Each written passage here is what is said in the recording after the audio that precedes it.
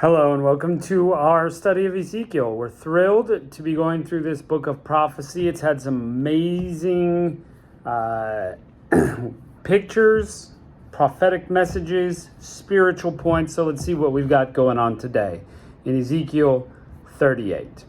Yahweh's word came to me saying, Son of man, set your face towards Gog of the land of Magog, the prince of Rosh, Meshech, and Tubal, and prophesy against them, and say, the Lord Yahweh says. Well, okay. What exactly are all these things? Well, back in Genesis chapter 10, we see that they're sons of Japheth, son of Noah. So they're grandsons of Noah. That's what all these names, that's where they originated. And as they went down through the years, they moved out. Remember that the languages were confused and everybody moved everywhere. These are descendants thereof. Ham had descendants like Cush and Mizraim and Put, and Mizraim became Egypt. In fact, if you read through the Old Testament, that's what it's really translated. It's not translated Egypt, it's translated Mizraim many times there. So, interesting. So could these correspond to actual nations? Absolutely. Are we sure what these nations are? So that's a tricky part about prophecy. So these prophecies are to these nations, and apparently Ezekiel would know where to go. This is what God says to them. And one more thing. I find it interesting that he's prophesying to other nations. We typically think God's chosen people, that's all the message goes to, but these are many other nations. So the Lord Yahweh says, Behold, I'm against you, Gog, prince of Rosh, Meshech, and Tubal. I will turn you around. I'll put hooks in your jaws, and I'll bring you out with all your army, horses and horsemen, all of them clothed in full armor, a great company with buckler and shield, all of them handling swords. Persia, Cush, and Put with them, all of them with shield and helmet. Gomer and all his hordes. The house of Togarmah in the uttermost parts of the north. Well, there's a hint right there. Togarmah is in the uttermost parts of the north. Could that be Russia from Israel? Yeah, somewhere way up there, right? In uttermost parts of the north, and all his hordes, even many peoples with you. So, okay.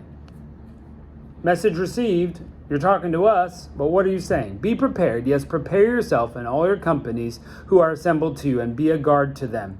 After many days you will be visited. In the latter years you will come to a land that is brought back from the sword, that is gathered out of many peoples on the mountains of Israel, which will have been a continual waste. But it is brought out of the peoples, and they will dwell securely, all of them. You will ascend, you will come like a storm. You will be like a cloud to cover the land, you and all your hordes and many peoples with you. In the latter, where does it say that? Ooh, gosh.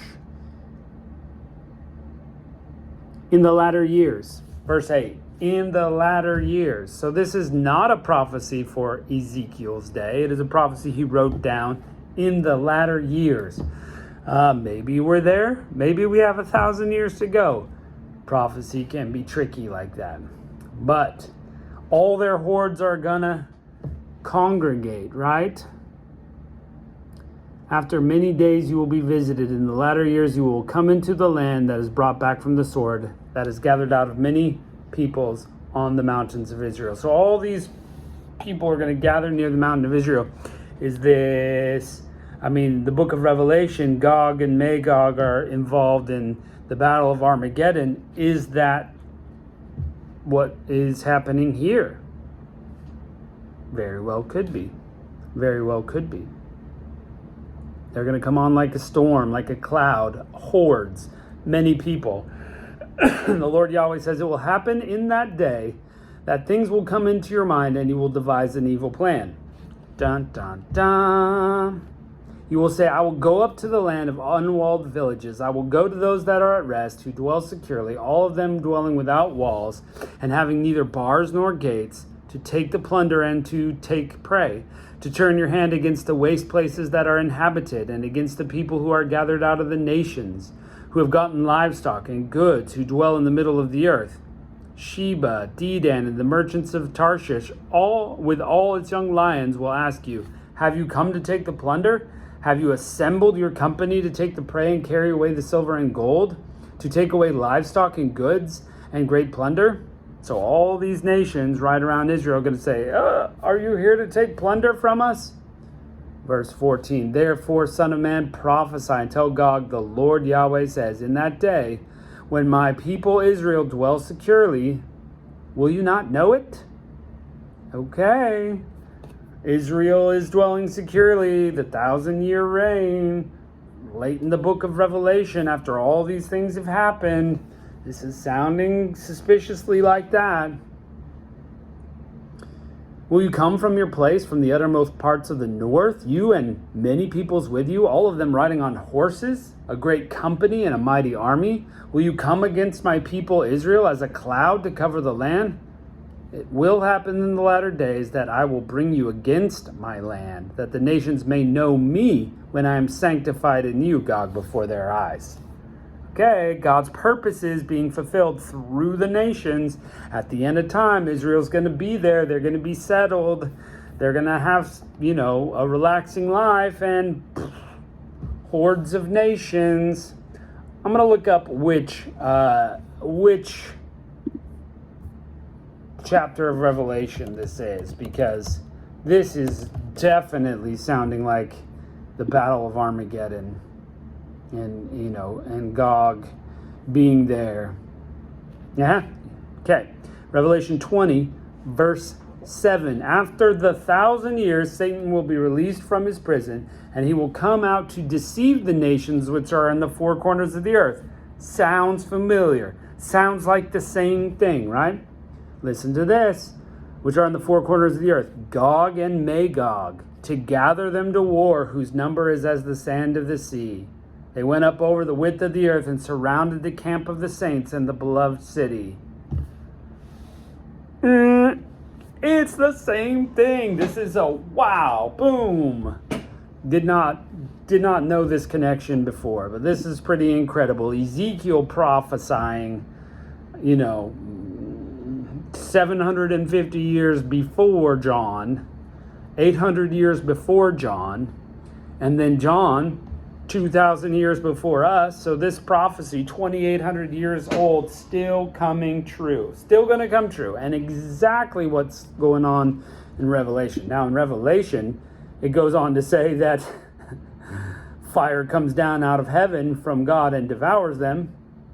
Let's see what Ezekiel has to say about it when they come down.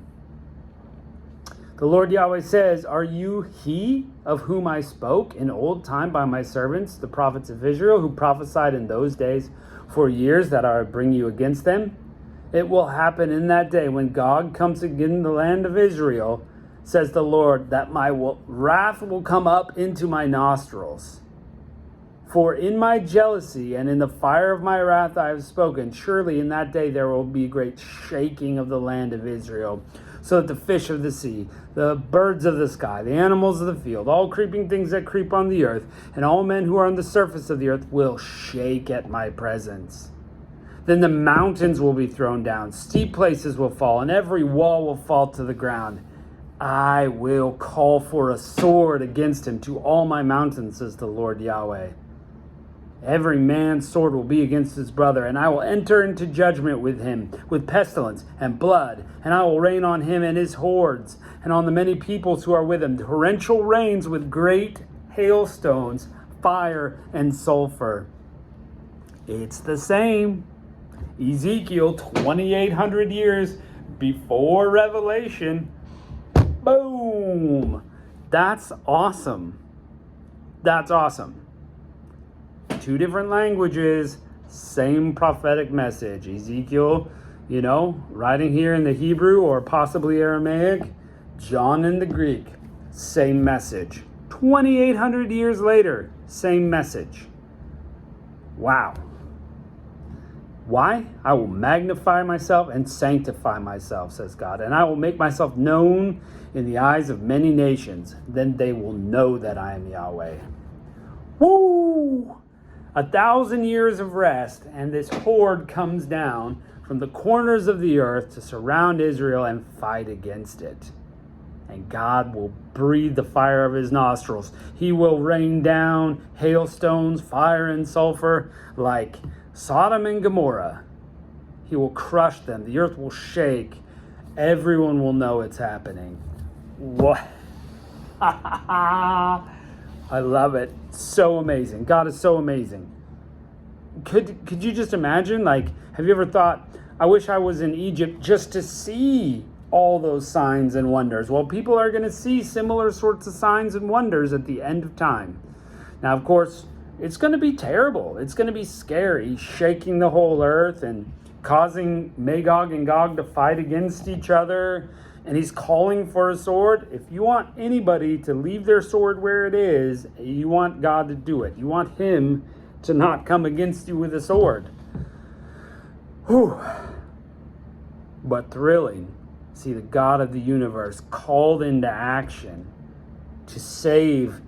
Here it's talking about saving Israel.